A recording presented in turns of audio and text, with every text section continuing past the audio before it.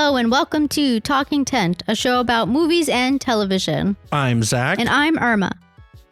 Here we are again, a new month, a new set of movies and TV to talk about and get excited about. It is our monthly installment of the Excitometer. So we're going to start with the movies as we always do. And if this is your first time listening to our Excitometer episodes, basically I make a list of all the movies coming out in December, most of them, at least the ones that sound interesting to me. Irma has not seen the list, so I give her the movies that are coming out, and we give our patent pending Excitometer score from 1 to 10 on how excited we are for it. So we're going to get right to it. Keep it quick and easy. Are you excited? For the Excitometer? Yeah. Well, this month is hard because I feel like I know a lot of movies that are coming out already. You won't be surprised. There are so many movies. Yeah. So many movies. Oh my God, look at this list. Let's get started right now. And it's jolly season. Don't forget. Oh, yeah. Are there any Christmas movies on this list? There's one Christmas. What? So none of the Hallmarks made it. Well, no. There's two. Do you remember I sent you on Instagram a Biltmore Christmas? Oh, yeah. Should we watch it? Yeah, I think we should. Okay. I'm a 10 out of 10 for that. A Biltmore Christmas. Yeah. We visited the Biltmore once. Yes. And we're going to watch it. We're going to find out what it's on. I don't know. I think it's a Hallmark one. Okay. Starting it off with the first week of December and the first day, December 1st. A lot comes out. Get excited. Number 1, Godzilla -1. Wow. It's a Japanese Godzilla movie. It's the 37th movie in the Godzilla franchise. There are more stats about what era this is called and blah, blah, blah that I do not understand. I can't say I'm the biggest Godzilla fan, but I do appreciate that this is an actual Japanese one from an actual Japanese Is it live filmmaker. action? Yeah. Okay. Well, obviously the monster is no, CGI. I know, but I wasn't sure if maybe it was like an animated thing or I don't know. No, all CGI. It looks good.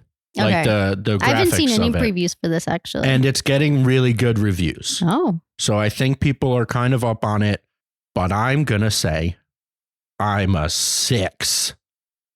Yeah. I can't imagine we're going to, I can't imagine with everything else out, we're going to see it in theaters, but maybe, who knows? Who knows what life will bring? Yeah, I doubt I'll end up seeing this. Probably wait till it comes out. I'll say a 4. Bang and start. Also, I don't know why it's called -1. I assume it's like a year thing. I think it's kind of the, like back to an origin story of Godzilla with the nuclear bomb, and why Godzilla became a thing. So I imagine -1 is some sort of rough translation of the year. I don't know. So this is almost like a reboot. Kind of. I don't know. Fun. On the same day, December 1st, a movie called The Bikeriders, starring Austin Butler, Tom Hardy, Jodie Comer, Norman Reedus. Sounds great so far, right? It is a Midwestern 60s era biker gang movie by Jeff Nichols, who did Mud and Loving and Midnight Special. Jodie Comer's doing a weird accent. Yeah, I've heard about this accent. Tom Hardy's doing a weird accent. I don't even know what Austin Butler's real voice sounds like, so maybe he's doing a weird accent. It looks like another throwback to movies that we don't see as much anymore. I said the same thing about The Holdovers, in it being this kind of like heartwarming coming of age kind of throwback that we don't see that much. This feels more like it's like this woman telling this tale of men being bad. Kind of gave me Goodfellas vibes, but in a obviously totally different era and a totally different people. But it felt like that. Like there's not that many movies like this anymore. So maybe it will be good. Jeff Nichols does, like, those 3 movies I just listed are good. So I don't know what to think about this one. I also love Tom Hardy, but the voice is so weird for this one. Yeah, I've heard about this and like all of the voices and such. I'm not sure where I fall on this. I'm going to wait, I guess, until like reviews. I think right now they're mixed, but I could be wrong. I did hear that Jeff Nichols based this movie on like he just like had like a historic like book of pictures, and like there was a picture of like a woman and like several men and like in a biker gang, and he took that picture and just created a story, which is actually kind of cool when you think about it. But like, I don't know. I guess we'll see. I'm going to say a 6 for this one. Yeah, I think I'm at a 6 also. The first time I saw the trailer, I was like, oh no, what has Tom Hardy done with himself? Then I watched it again when I was putting this list together just to remind myself, like, does it look as bad as I thought? And it doesn't. Like it more gave me that like throwback. Oh, maybe this could be good, but I'm not like, I'm skeptical a little bit. So yeah, I'll say a 6 also. Next, on the same day, December 1st, Renaissance, a film by Beyoncé. Oh, shit. What date did you say? December 1st. It's Friday. Oh. It's out. It's coming out.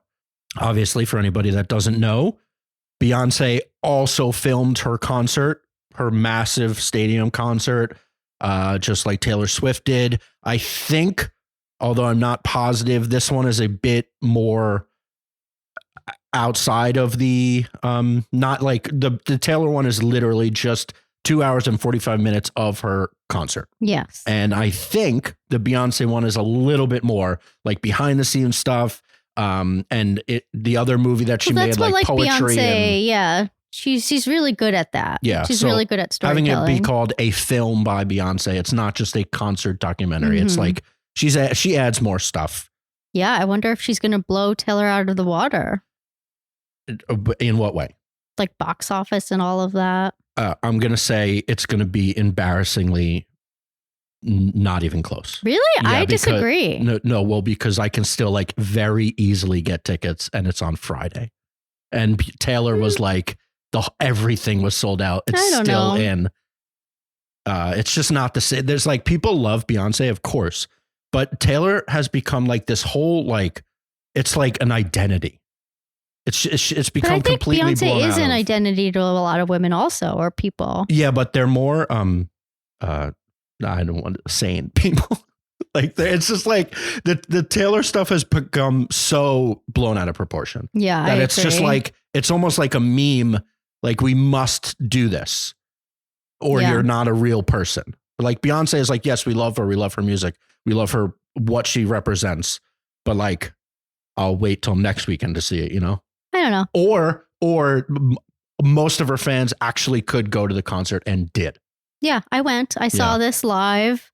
And it was amazing. Danced so much. Had the best time with some friends.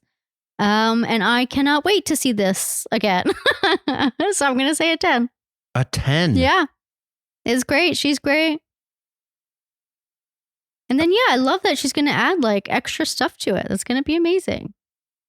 And then did you see J-Lo also is putting out like a movie?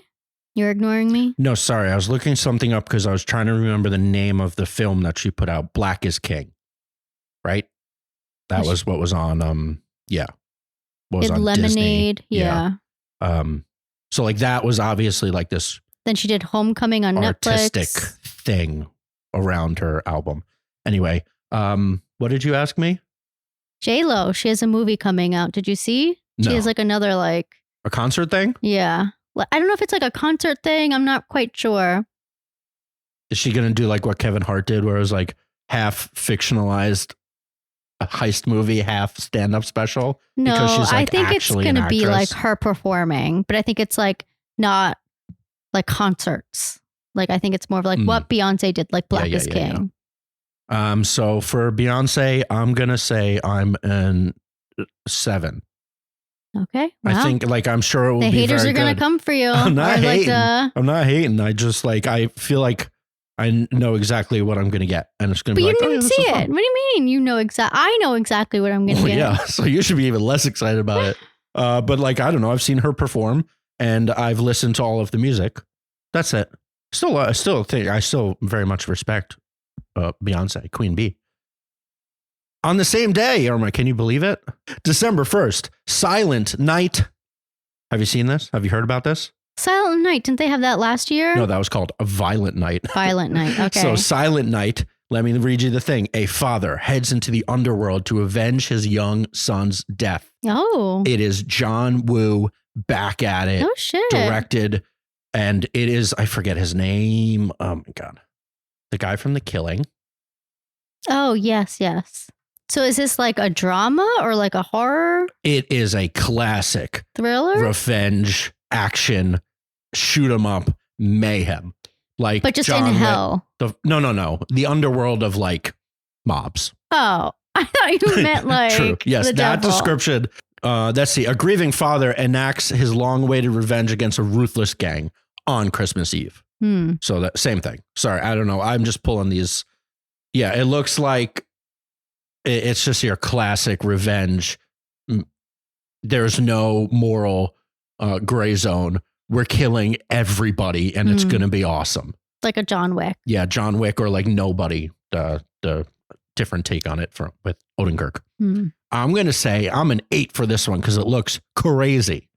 Yeah, do you think we'll see this in theaters though? Maybe, because it could be a lot of fun. Yeah. Yeah, you're right. I'm going to say a 7. I don't know. I guess I'll wait to see if like you really want to go see it. I'll go see it. Yeah, for some strange There's just reason. going to be so many movies out though we need to see. Like it's just it gets to be so much. Yeah, we'll see. And here's your Christmas movie, Irma, on the same day. And this one is on Prime, although it's also in theaters. You may have seen the trailer for it already. If you're listening, it is called Candy. Kane Lane, starring Eddie Murphy. And it is. Eddie Murphy stars in this holiday comedy adventure about a man on a mission to win his neighborhood's annual Christmas home decoration contest. And there's a twist that Jillian Bell plays like this weird little elf thing. There's magic involved, and he makes a deal with her, and then there's all this shenanigans ensue. That sounds fun. Yeah, sure. I'll see it at home. Yeah, we'll watch it at home after we set up our tree. Are we doing that this weekend? Yeah, sure. Why not? Okay. So I'm gonna say a 5. I'll say a 5. Though it does sound fun. Although this will probably be the first movie we actually watch out of all of these, which is funny. But that's the power of it coming straight to your computer, straight to your television. And on that note, this in the same vein, May, December. We actually might watch May, December first. Yeah, let's be honest. Definitely. I'm excited for this. May, December comes out also on December 1st. On Netflix. We've talked about it many times before on this podcast. It is Julianne Moore and Natalie Portman. Julianne Moore was a teacher who had an inappropriate relationship with a student. Natalie Portman is playing the actress playing her in a movie. So in the movie. So Natalie Portman is an actress playing an actress. God, she's an actress playing an actress? No, yeah, she's not. Well, she's a real actress playing an actress in a movie. She's not playing an actress. Yes, she is. Oh, you mean like in our current world? Yes, Natalie Portman, the person, is an actress. Yes. In the movie, she was playing an actress. Preface that she's currently an actress. People know she's an actress in her. This is her job. It's the words, honey. So, are you also going to say Julianne Moore, the actress, no, is playing a teacher? Yes, Julianne Moore is an actress playing a teacher who had an inappropriate relationship. You're just making things way more complicated. Anyway. So she's an actress playing Julianne Moore. Yeah, and it's coming straight to Netflix. It's supposed to be very good. It's in all the talks. Oh, you're so annoying. And I'm going to give this one 9.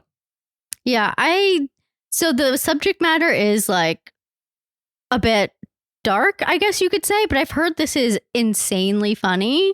I mean, maybe not insanely, who knows, but yeah, probably not guffaw funny, but like I've heard that it really is. Funny, yeah. In a weird way. So yeah, I'm actually pretty excited for this. I think we're going to see this when it comes out on Friday. So I'm going to say a 10. Wow. High scores for May, December. And then I think the guy playing the young boy, now a man, and the actor won a Gotham Award this past weekend. So that's kind of cool. Charles Melton? Yes. Oh. He's handsome. I understand why Julianne Moore went for it. Yes. The actress Julianne Moore playing the teacher went for Charles Melton, a now grown man playing a once former student of. Yeah. Anyway.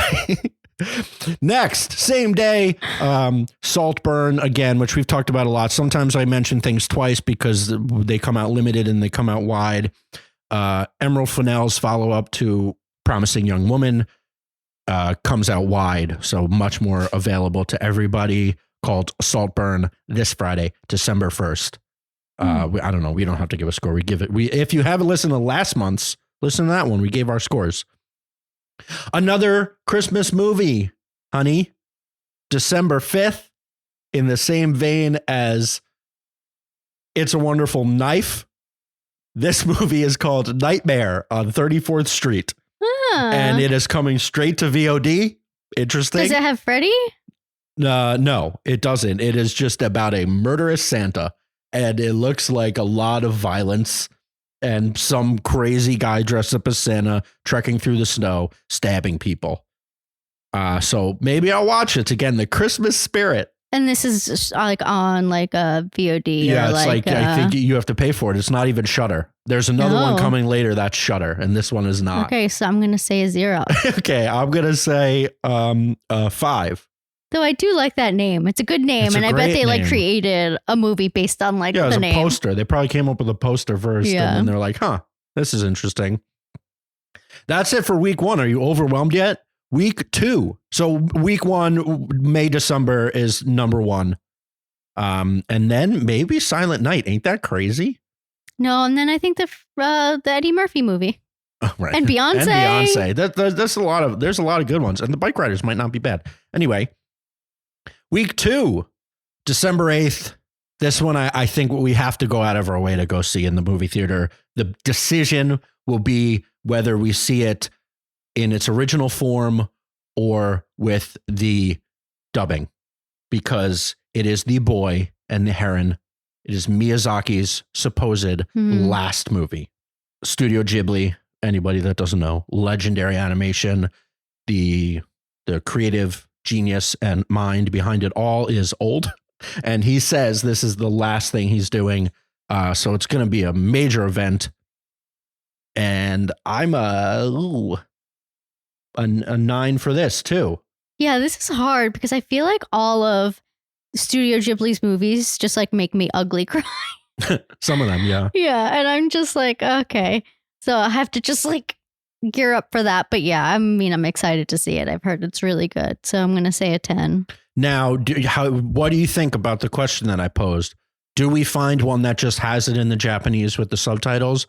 Or do we watch the one, like, it's not just like a dubbed movie, like, you know, random people do it. They get like a full famous cast to do it. Like we saw Ponyo in theaters many years ago, and it was just like Tina Fey, and like we just saw the American I don't remember. version. I don't know. I guess we'll see when we look it up. Yeah, I feel like we should see the Japanese one. Yeah, but the American one is Robert Pattinson, Gemma Chan, Christian Bale, Florence Pugh. Don't they already Willem have Dafoe, Dave Bautista? Jeez. Yeah, there's a lot of people there. Mark Hamill, sorry, I skipped over his name somehow. He plays Granduncle. Well, he's like a veteran voice actor. He's a voice actor for sure. But maybe we can double feature. This might be a big day out because on the same day, December 8th, Poor Things comes to theaters. I definitely want to see this. Yeah, so I think we're gonna have to double feature. Why not? What else are we doing with our lives? Having a great time watching movies together. Maybe I'll get some popcorn. Poor Things, for anybody that doesn't know, Yorgos Lanthimos' latest venture. He's the creator and director of The Favorite, The Lobster, The Killing of a Sacred Deer, right? Yeah. And this is with Emma Stone again. I actually don't really know what it's about. I don't want to know what it's about. It looks crazy. Yeah. Emma Stone is a crazy. That's all I understand about it. I do know what this is about, and it honestly makes me want to see it even more. This is a 100 for me. I am so excited. Also, like, it looks like the world he's created, I feel like is so unlike what we've seen. I mean, it's kind of similar to like Barbie in a way, except like a weird Barbie because it's so like candy colored and bright and fun looking. So I'm really excited to see like what he does. Yeah, he went and Emma all out. Stone and Mark Ruffalo. Yeah, it's going to be amazing, I think. I'll be right there with you. I'll give it. Well, I'm not going to give it 100 because that's not on the scale, and I follow the rules. I'm going to give it. You do not with your 0.5s. I haven't given a 0.5 yet. I've been sticking to not getting yelled at. I'll give it a 10. This will be the number one movie of the month, I think. It's been on the radar for so friggin' long, and whether or not you love The Curse or not, it is just showing like Emma Stone is such a talent. There's something going on there. That she's won an Oscar. Good. I don't think people don't know that. Yeah, I know, but like lots of people win Oscars. There's like something special with her. I don't know. And like you said last at one point, I forget when we were talking about it, but you like that she just like does weird shit. Yeah. Like this crazy movie and that crazy show. And she's not just like doing cookie cutter parts. Yeah. So that's fun. Big time Poor Things. We're going to have to double feature. Maybe we'll get dinner in between so it's not crazy. The next movie on the same day is called Eileen.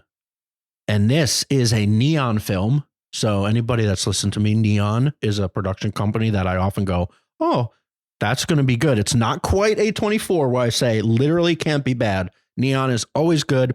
It is a psychological thriller set during a bitter 1964 Massachusetts winter. Young secretary Eileen becomes enchanted by a glamorous new counselor at the prison where she works, and that glamorous new counselor is Anne Hathaway. Oh, and it looks like things get out of control, like manipulation, psychological thriller. Again, another just like fun, disturbing movie. And this is in theaters. Yes. Yeah, I don't know. I'm having a hard time with thrillers lately. I feel like I'm so boring. I'm just like, I don't know if I could. It just gets You don't me. like the tension anymore. Yeah. I love the tension. I'll say a 6. I mean, I'm sure I'm going to see it, but I doubt we'll see this in theaters. Yeah, based on what we just said about Poor Things and The Boy and the Heron, I'm still going to give this one an 8 because like Anne Hathaway, as much as people like, I don't know, people are weird with her sometimes. They whatever. She's really good. And I imagine in this role is like a little bit different than what she does a lot of times. Sure. Being kind of maybe bad. I'm interested in it. And I love psychological thrillers. I mean, mess me up inside, please. Same day, December 8th. I think, again, we talked about this previously, but Leave the World Behind comes out on Netflix. So it was limited release in like some theaters before this, but is Sam Esmail's newest movie with Julia Roberts. Yeah. Mahershala Ali. Yeah. And Ethan Hawke. About class and race, right? And like some end of the world stuff. A kind of a psychological thriller also, I think. I know. But this one comes straight to Netflix and will be very easy to consume. And I'm going to give this maybe actually just because I'm weighting things properly, I'm going to move Eileen down to a 7 and move Leave the World Behind to that 8 spot. 8 for me. Yeah, I'm going to say an 8 as well. And then we have 2 limited releases of smaller movies. One is called Origin. It is Ava DuVernay's new movie. It was at the Gotham Film Festival. It was at the Venice Film Festival.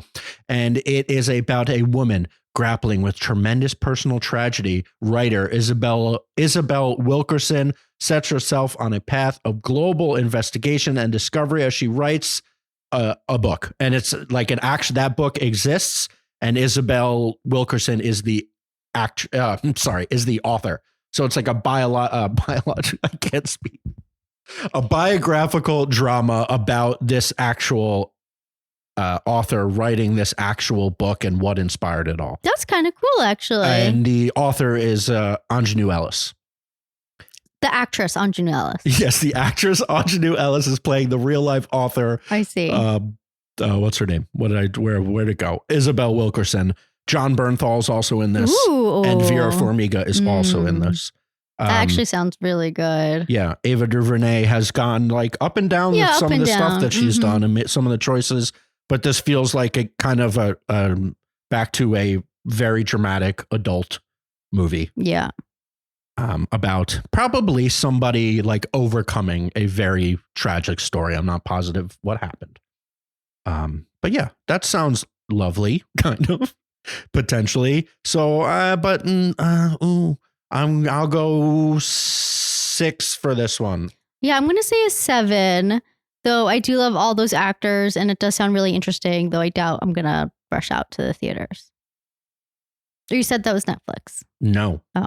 I said these 2 are limited releases, so they're coming out wider later on.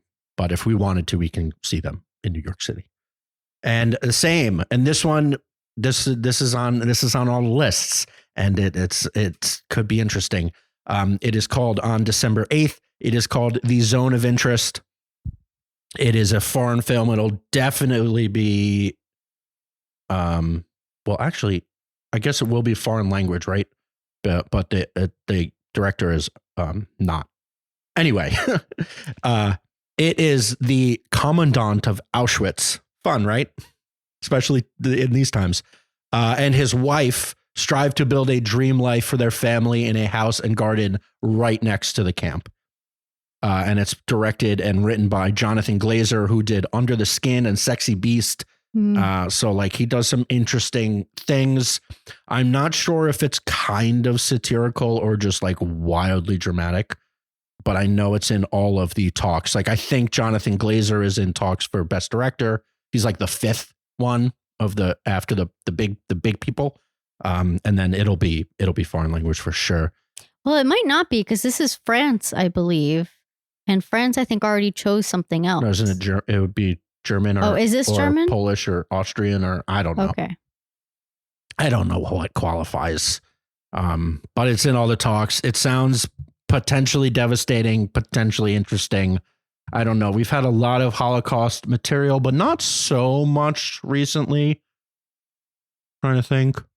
So I'm going to give this one an 8. Yeah, I've heard really good things about this movie, though I feel like it is like a hard watch.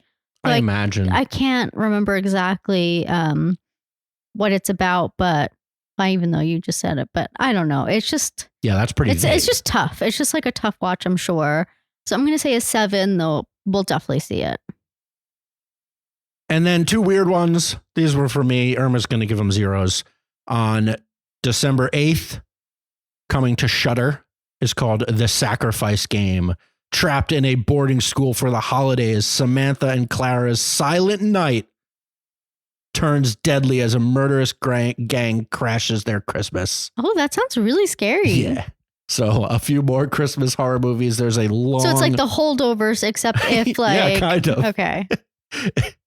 There's a long lineage of Christmas horror movies, and this will go to Shudder, which is very easy for me to watch. Although some of these straight to Shudder movies I've been watching, and they're like, okay. Some of them are okay. I watched one and it was okay. And then on the same day, not even Shudder again, I probably VOD, maybe in theaters, but I don't know. It just sounded so weird. It's called The Cello, and it's about a musician, and he gets a new cello, and it turns out that cello is haunted. And there was And why did this have to go on the list? Because it sounded really weird. No, actually, why it's on the list is because the person that sold the cello and is like behind whatever happened that's doing the badness is Tobin Bell of Saw, and it is directed by the director that did Saws 2 through 4. Okay. Which aren't the worst ones. And actually, my favorite one is Saw 2. So he did that. So I'm going to give this. Wait, did I give The Sacrifice Game a score? No, you did not. I did not. That one is a 7. That's a 0. Because it sounds interesting. But Shudder's been a little hit or miss, even though like as a service, I love the idea of it. And then the cello is it's a 4. I just thought it sounded crazy. It's a 0 for me as well. Yeah, that makes sense. Week 3. This one is less. We're getting there. Oh. Yeah, week 3 will, because there's kind of there's probably the biggest name movie of the month is coming at one of whatever. On December 15th, you may have seen the trailers. You certainly know what it is. You've probably eaten the candy, and you probably love the actor. Wonka comes out December 15th. It is the early days of Willy Wonka, before Charlie, I think, and before he becomes like Wonka, like the whatever. Timothée Chalamet is obviously playing Willy Wonka as a younger man. And it is a musical, I'm told. I know. Although I've seen no evidence, no filmed evidence that it is a musical. I love musicals. I've become a pretty big fan of Timothée Chalamet in the last few things that I've watched, really starting when I watched Bones and All in July. I kind of converted to be like, oh man, this kid is pretty cool. And he seems interesting. And people are like hating on this for some reason. I'm excited for it. The Willy Wonka oeuvre, I think, is so cool. And I don't know if this one looks like it's just going to be a dumb little children's story about it, but there's no way to not make Willy Wonka weird. So this is a 9 for me. I'm really excited to see Wonka. I have to say, I kind of agree. Like I mean, I saw the set photos. I remember when those were coming out and it all looked ridiculous. And I couldn't believe Timothée Chalamet was doing this. And I can't believe Hugh Grant is playing an Oompa Loompa. Like it looks actually terrible. But at the same time, like, who cares? Like, have fun. Why not? Do you think we'll see this in theaters that day? Yes. Okay. I would really, really like to see it. Okay, so then I'll say a 10. Why not? If we're definitely going to see it, like, I'm excited. On the Timothée Chalamet wanting to do this, were I to be an actor, you know how like there's a few roles out there like the Joker. Mm-hmm. Willy Wonka would be like a dream thing. It is just such a strange thing. I feel like he's like following in Johnny Depp's footsteps a little bit. A little bit. Hopefully not too far because Johnny Depp went way down the rabbit hole. I guess they do kind of look similar. They have a similar structure in their face. Their gauntness. Then Johnny Depp got crazy and whatever. But like what Gene Wilder did, it's so cool. I don't know. I love Willy Wonka. I love everything about it. So yeah, I'm excited for that flick. And on the same day, and Olivia Colman's in it. Olivia Colman. I mean, we love her. I love her. She is great. On the same day, December 15th, limited release again. Sorry for the people living in, I don't know. You could probably see Idaho. But then it comes out like probably a week or two later everywhere. American Fiction, again, in all of the Oscar talks. Jeffrey Wright is in all of the Oscar talks. Tracy Ellis Ross is in it as well. And Cord Jefferson, who I think we've talked about this before, it's his directorial debut, but he was like a television writer who worked on Watchmen, Station 11, Master of None, and The Good Place, which is just a murderer's row of awesome shows. The movie is about a novelist who's fed up with the establishment profiting from black entertainment, uses a pen name to write a book that propels him into the heart of hypocrisy because it gets wildly popular, and he meant it to be like a scourge on all of this stuff. And he's a black man who's profiting off the use. Like it's like a bit of a farce. It looks really good. And again, from what people have said and what it's being talked of, it's very good. Yeah, I have heard this is very good, very funny. I believe it won. Jeffrey Wright is getting talks. Yeah, I didn't write it down, but it won something like an audience at the, award, I think in Toronto or something. And the audience award, people always talk about how like that predicts like the Oscar winner, but who knows? I don't really care. But yeah, I'm very excited to see this. I think it's going to be really good. I really like Jeffrey Wright. Can I say another 10? Sure. There's a lot of good movies happening now. We're gonna have to go to the movie theater a bunch in December.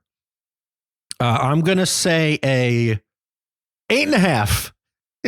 Why 8? Fine, 8. Well, because just say a 9. Why not an 8.5? Well, because I am more excited for Wonka.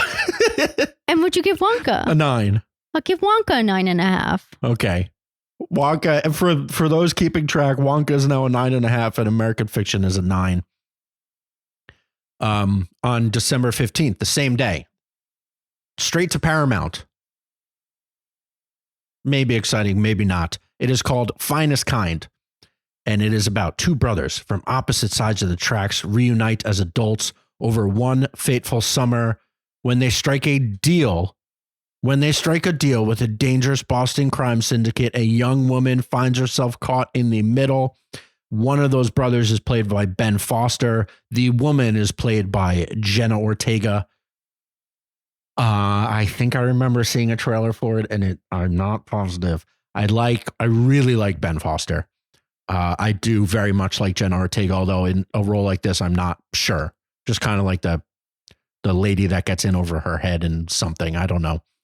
And it's coming straight to Paramount, which is potentially weird. So I'm just going to say a 5. Yeah, I'll say like a 4. Maybe we'll watch it. We'll probably forget about it because I never remember things on Paramount. So. Yeah, well, I'll have a list and then I'll end up watching it like 6 months from now. When you'll Irma probably end up goes to sleep. watching it by yourself. Though I do like Ben Foster, but I don't know. He's great. He plays a guy in over his head with the dangerous Boston crime syndicate like perfectly. Yeah, that's what he does. Mm-hmm. So yeah, but I don't know. I didn't look up who the director is. Whatever. In the same week, but not the same day, December 20th. This is another one. I believe we talked about it last month because it actually came out limited in theaters. But Maestro comes to Netflix. And based on what we've done so far, I believe we're just waiting and we'll see it when it comes out on Netflix on the 20th of December. Bradley Cooper playing Leonard Bernstein and Carey Mulligan playing his lover, wife, girlfriend. I can't remember. Is this in theaters right now, currently? Yeah, but I don't think it's at our beloved AMC for some reason. Yeah, we haven't seen it. I think it might be in like the Angelica and or whatever, the smaller stuff. Yeah, I don't know what Netflix does when they spread their stuff around. But it's coming to Netflix December. Well, I think 20th. Netflix does very limited release. Yeah, and this one isn't like a huge. Obviously, it'll get buzz. Yeah, and it has, and it did. But it's not like, I don't know, some of the like bigger. Well, I'm definitely excited to see it on Netflix. I think. Yeah, I'll give it an 8. I'll give it. It is supposed to be really good. Yeah, I'll give it an 8 also. Okay. And the last week in December kind of gets split up into 2 because if you know about December, there's a very big holiday that movies come out on. But the Friday, the normal release before that, December 22nd, you've definitely seen the trailer for this because, boy, it's everywhere. Aquaman and the Lost Kingdom, the long-awaited sequel to some people's favorite DC movie, Aquaman 2, colloquially, is out, starring Jason Momoa and a bunch of other people. Actually, a surprising amount of celebrities. I think the trailers look bad. I don't know. DC, well, superheroes as a whole are kind of, I don't know. We didn't even go see the Marvels. I'm almost ashamed to say it. Why are you ashamed? I don't know. You've been so out on Marvel lately. I know they've been bad. Yeah. I don't know. It's like that. There was a phase during the original runs that I got really sick of them also. This looks, not that this is related to Marvel, but it's similar. I feel like I watched, when did we even watch Aquaman? I don't know. I might have watched it on a plane, which is crazy. I've definitely watched it though. It was fun. Yeah. This one looks weird though. It looks like, based on the trailers, instead of it being, it's like they got once again confused about what was fun about Aquaman and then making it the end of the world. Like he has to stop the end of the world. Yeah. And like, it just, I don't know. It looks crazy. Again, I doubt we're going to see this in theaters. I feel like we're kind of out on the superhero stuff until Blade comes out. I do really enjoy Jason Momoa though. Yeah, he's a lot of fun. Yeah. But I doubt we'll see this. I'll definitely say like a 5. Ooh, I was going to say, you know what? I'll go 5 too. Also, you think 5 is low? Okay. Well, I was going to say 6, but I'm like, no, we're definitely just going to wait till it's on Max. Yeah. And I'm sure I'll be like, okay, that was fun. No big deal. On the same day, December 22nd, a DreamWorks movie called Migration, an animated duck movie for all the families out there looking for a family-friendly film. This looks delightful, sure. But this is the duck one. The duck one, yeah. It's a 5 for me. Animated ducks. Yeah, it's true. Maybe it's a 4, because I'll definitely watch Aquaman before I watch Migration. So, but you love ducks. I love to eat ducks.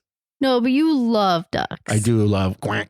I hate birds. Yeah, Irma hates birds, so maybe you want to. This is going to be a horror movie for me. The most beautiful, gentle horror movie ever.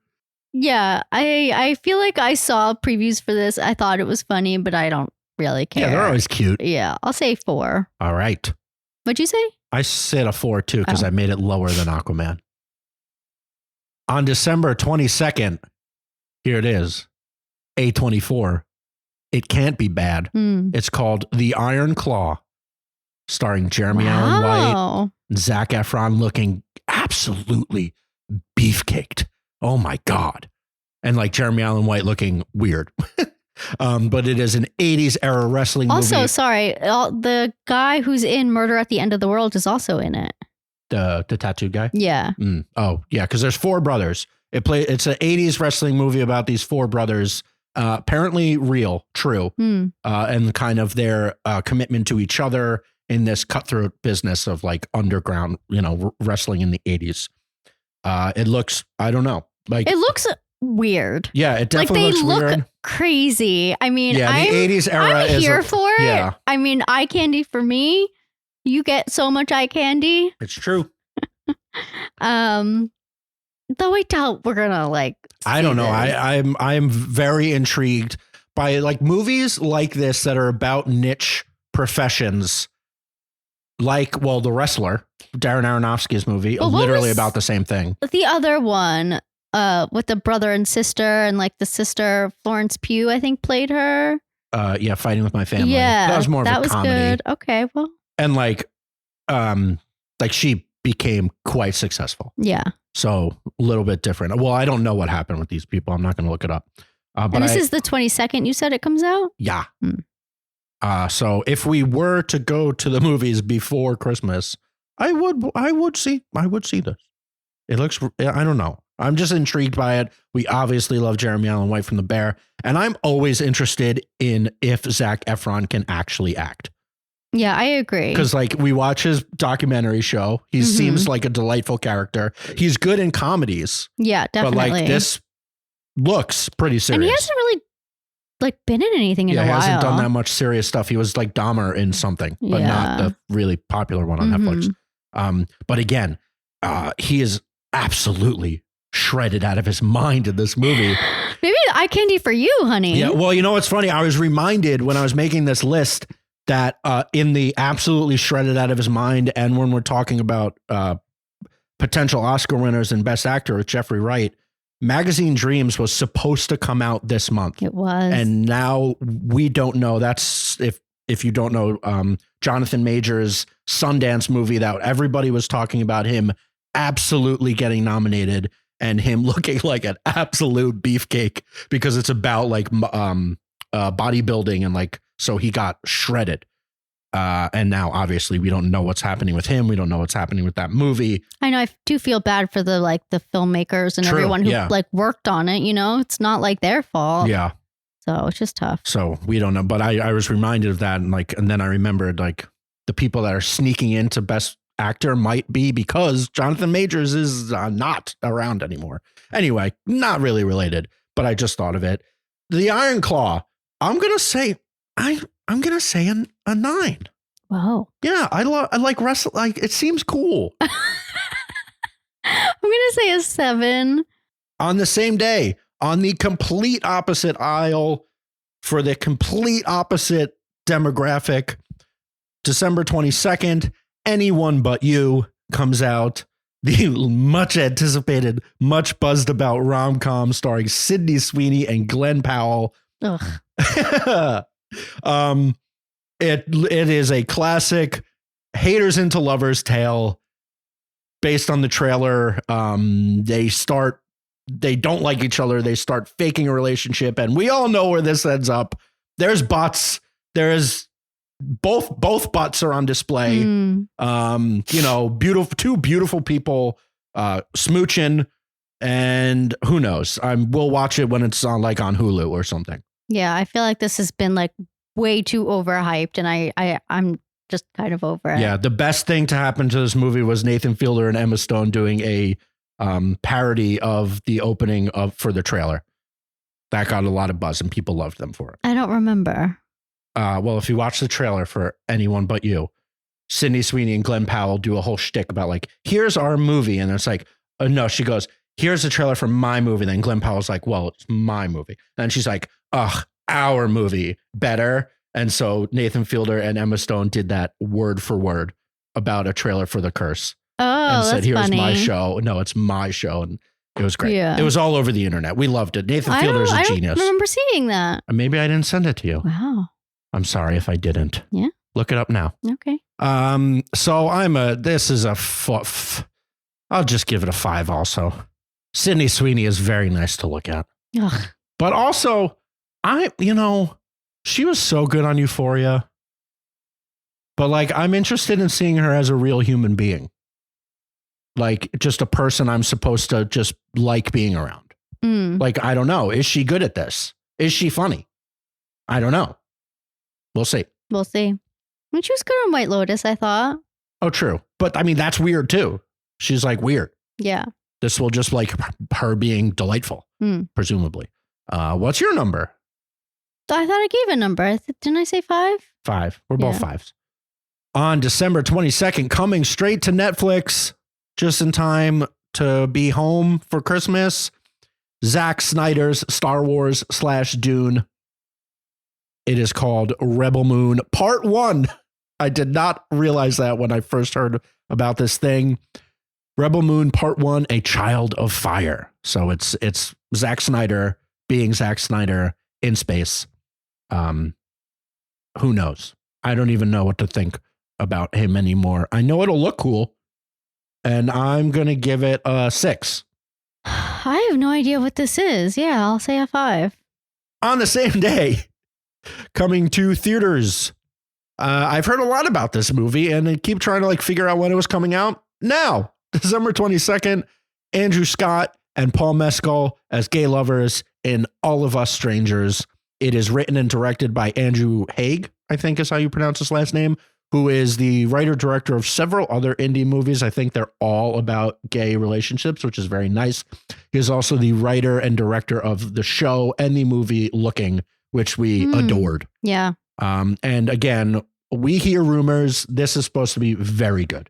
And it's also supposed to be like devastating. Don't tell me that. Oh, sorry. Oh.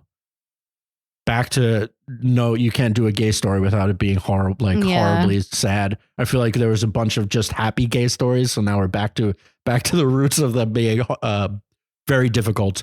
But both of those actors are very good. Yeah, it's getting a lot of buzz. So I'm going to give this one a 7. I'm going to give it an 8. I'm definitely very excited for this. Should I give it an 8? Yeah, 8. And on Christmas, the last 3 movies, December 25th, 3 movies come out. 2 I was aware of. 1 I was not. But that one is directed by George Clooney. On December 25th, Ferrari, starring Adam Driver, a Michael Mann film, comes out. And I don't care. Yeah, I remember seeing the preview for this a couple times. And I think it took me maybe the second time watching the preview to realize that was Adam Driver. Yeah, he looks much older. A lot of makeup. Yeah, he just looks, they've just put a lot of prosthetics on him. He just looks like a different human being, which I know that was the point. Sure. I mean, it doesn't look anything crazy. It's just like a biopic of the guy who did Ferrari. Yeah. What's the draw? To be fair, I didn't watch the trailer. But like, what's the draw? Ford versus Ferrari was like, even if you don't care about cars, I think it's like a family story. Okay.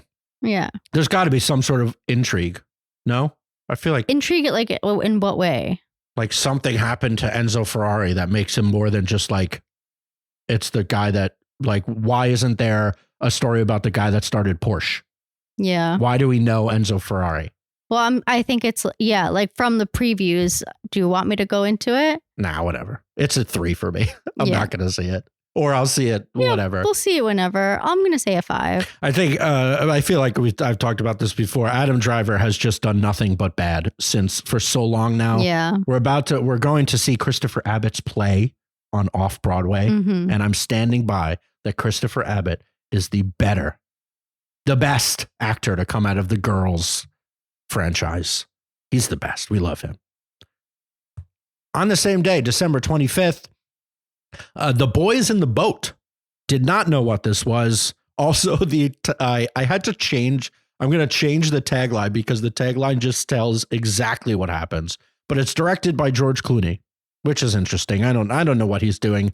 It is a 1930s set story centered on the University of Washington's rowing team from their Depression era beginnings to competing in the Berlin Olympics in 1936. So based on the trailer, it looks like, boys that came from absolutely nothing, like eating slop out of bowls, and then they're at the Olympics because of rowing. Wow. So like probably just that like classic historic feel good thing.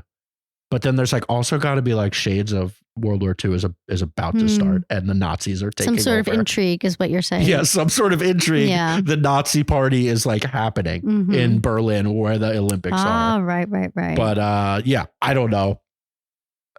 This is a 4 for me. Yeah, I'll also give it a 4. I'm sure we'll see it whenever it comes out on Netflix or wherever. Clooners. I don't think he's even in it. He's been directing a lot, though. Yeah. That's what he's doing lately. And finally, the last movie on the list, also on Christmas, the Color Purple remake. It's the musical version. So there's a Broadway musical, The Color Purple. And now that, much like Mean Girls later in the year or whenever that's coming out, is being made into a movie.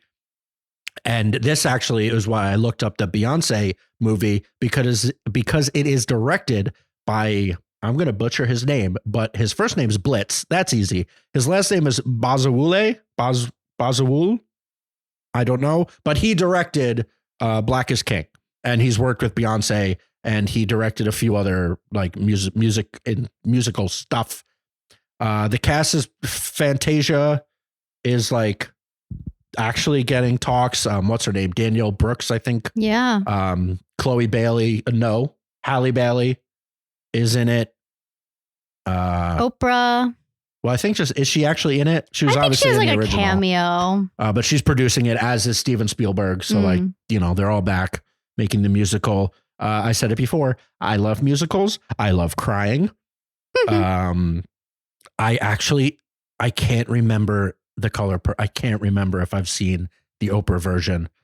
Well, Whoopi's in it too, right? The original one? Yeah. Or am I making up? No, I'm pretty sure she is. Yeah. I think is that where she won her Oscar? No, maybe that was for Ghost. I don't know. Yes, I think she did win for Ghost. So I'm going to say a 7. Yeah, I've heard this is really fun, though. How can it be fun? Well, because it's like a musical. So it's like they're overcoming. It's not exactly the most like fun. Like the happiest story. Yeah, right? Yeah, I don't remember The Color Purple, if I'm being honest. Though I am excited to see it again and refresh my memory. But yeah, I don't think we'll run out to theaters and see this. I'll say a 6. How many movies was that? Guess. Do you want to guess? How many movies we just 25. talked about? We talked about 29 movies. Oh, shit. That's almost one a day. Well, you added those like Shudder crapolas on there. Yeah, sure, but that is so many movies. And a lot of them are like major releases. Who's got time for all these movies? We do. Maybe. No, we do not. So of the month, Wonka's your biggest one, I think. No. We both agreed that Poor Things was the most excited we are for the whole month. I'm excited for May, December, and Wonka.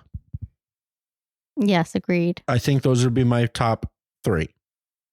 And then there is The Iron Claw, American Fiction, and The Boy and the Heron, or things that we'll have to see. Yeah, and Beyonce. Yeah, I know. I do want to see it, but like even with her and Taylor, I'm like, presumably they're gonna put it out. But I heard like with the Taylor movie, like people were like dancing and singing. I know, like, that would have been fun. That's kind of fun. I know, we just missed it. We just didn't go. I wanted to go, but then it's like, well, if we're gonna go to the movies, let's go see a movie. But maybe that was silly. Anyway, all right. So that was an incredible amount of movies. Luckily for you, the listener, and us, the viewers, there is very, very few television shows that we are interested in December for some reason. I guess, I don't know. They end the year with a whimper on the TV side. Well, things have been shut down for a while, so they're probably trying to spread out what they've got left. That's true. But let's get to it. There's only 5. I only have 5 on the list. Irma, And this first one's a cheat. Somehow I missed it from November's because it is out already. It came out earlier this week, but it is Slow Horses Season 3. Slough House, which came out November 29th. Sorry, I missed it, but now we're reminding you because you probably haven't seen it yet. And it is on Apple, and this is the 3rd season. And if you've been listening, if you've been a loyal listener, I believe Slow Horses was on our favorite shows of last year. Yeah, it's pretty great. I'm excited for the season. And it's usually only like 6 episodes. Like yeah, it's like British. Yeah, and it's a quick watch. I feel like it's one of those things that you just like can't stop watching once you start. It's an excellent spy thriller, but a little left of center, as I like to say, because they're like not the clean cut, glorious, good at everything kind of spies. Yeah, they're like the mess ups. Yeah, they're the mess ups. Gary Oldman is just like doing his absolute best at being a slob, but then you still love him. It's wonderful.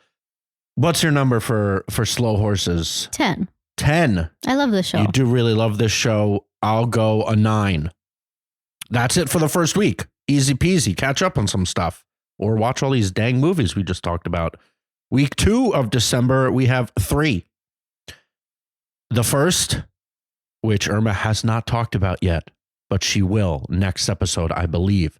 But on December 14th, part 2 of The Crown season 6 comes out, which is kind of weird. I guess this was not that weird. They do a time jump, I know. Like they age up Prince Harry and William. This is like when William and Kate, like they meet in college. So there's a Kate who's cast. And then the famous lingerie fashion show that Kate Middleton does. Now? Yeah, and it's in there. I mean, I've seen the pictures and the comparisons. The lingerie is like not that great, but it is really funny to like see a young Kate Middleton do this or the representation of it. Yeah, I'm excited for this. I see. So they did the Diana stuff, and now they're skipping many years. I don't think many. I mean, well, if he's in college, sure, but this like season ends in like 2005, so it'll probably end with Charles and Camilla getting married, because that's when they get married. But like, yeah, so maybe they skip like 2 or 3 years. I don't think it's like that much. But yeah, I'm excited for this. 10 for me. Yeah, it makes more sense if they're doing the time skip. I didn't realize that. I just thought that maybe one of their biggest shows, they were realizing that the quote unquote Netflix model was a bad idea for it. So they're split it up into 2 parts, but they're so close to each other. But it gave people time to finish part 1. Anyway, I'm not going to watch it. Yeah, I think it's a big blind spot for you. For me. But Irma's very excited, so that's fun. And she's going to talk about all of it at one point.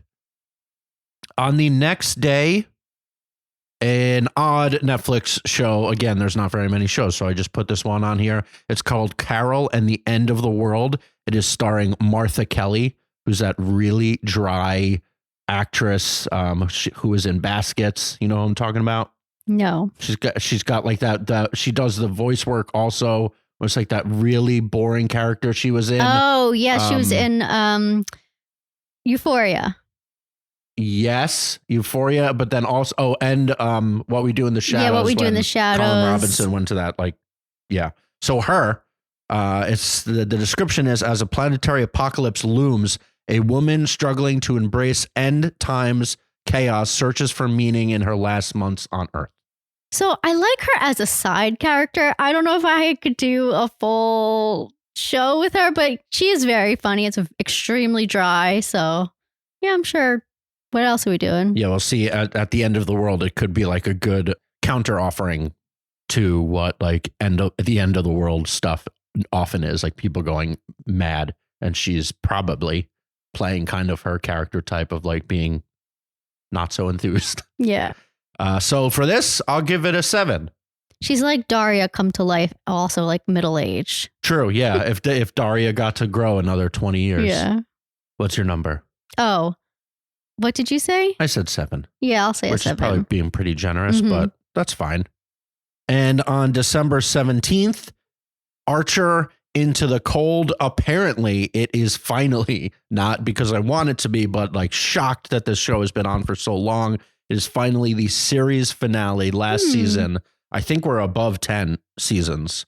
Irma doesn't watch it anymore. She might have watched the first few episodes. I enjoyed the first few seasons, and then I don't know. I think it was just like always on. It felt like, and it just kind of did feel like that. Just kind of gave up because I couldn't really.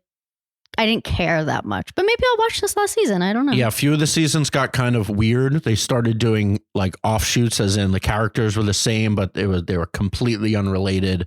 That started getting like, it was hard to keep track of what was going on.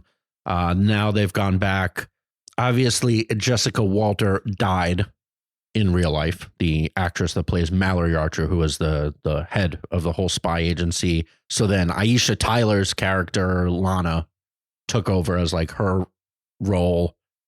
So that shook things up a little bit. But otherwise, we'll see how they ended. I'm sure it'll be ridiculous. And maybe everybody will die. That would be funny. Oh, God. Probably not, though. Probably just Archer. I'll say it has been a part of my life for such a long time. I've seen every single episode. So I'll say an 8 for end to end. I'm going to say like a 5. Like, yes, I don't watch it, but I could be talked into watching it. And finally, in week 3, there is nothing the Christmas week for television, at least, unless you count all the Hallmark movies and such as television. But those are movies. What about Great British Bake Off? Don't they have like a Christmas special? Yeah, but I completely stopped watching that show. Yes, I know. So just this one season you stopped watching. No, I think I'm just done. No, I know. So yeah, maybe there is a Christmas special, holiday time special. But on December 22nd, What If Season 2, the Marvel Disney animated series of like alternate realities of all the heroes that you know, like what if X happened? What if blah, blah, blah, which I found very interesting the first season. And then they kind of tried to incorporate some of that stuff into the live action things. And it's a whole multiverse thing. And you know how I feel about all of the multiverse stuff. But What If as a standalone situation is fun. And all the episodes are pretty short. And sometimes we get like fun little mashups and changes that we're not expecting. And all the animation styles are different, right? To each episode, or are they all the same? I think they were all the same. Oh. Yeah, I've been really getting into animation. I think it's so cool. Like, what did we just watch? Scott Pilgrim versus Scott Pilgrim Takes Off. Yeah, so good. I know we haven't talked about that yet, but just like that animation was so fun. So yeah, I don't know. I'll say a 7 for What If. I'll give it a 6. Oh. Yeah, whatever. Marvel. I'm just down on it. We all know this. Yeah. I'm down on Marvel and Disney as a whole. But that's it. Okay. That's everything. That's all the movies and the television and Jolly season. Everybody have a lovely Christmas, even though we'll definitely be talking to you before that. But it is Christmas season, the merriest season of them all. And Hanukkah for us Jews. But I love Christmas. We got to go get a tree. Next week, we are going to do, I've been teasing it. Everybody's saying, they're messaging in. When are you actually going to start talking about the Oscars? You keep saying you're going to. Next week, we're going to do a catch up on a few things. Like I said, I think Irma took a bunch of notes on The Crown. So let's get that out there before part 2 comes out. And then like whatever, if we catch up on a few things, maybe a few recommendations without spoilers, because I can think of one that I definitely want to recommend. And then we're going to do kind of a full-fledged first episode of Talking Oscars, where we go through all of the categories, give our opinions on what we've seen, and then give the opinions of the experts of what's likely to win, although it's so early and things could really change. You never know. Yeah, no one ever knows. No one ever knows. Pundits are normally wrong. Well, thank you to John Welsh for our intro and outro music, and thank you, Craig, to the production assistants. Subscribe so you know every time we post a new video. Thank you very much for listening. Follow us on all our socials. I haven't been doing a great job, but the jolly season is here. That means a new year is coming, and we're going to do more TikToks and Instagrams and tweets and all that good stuff. Thank you very much. From our living room to yours, what do you want to watch?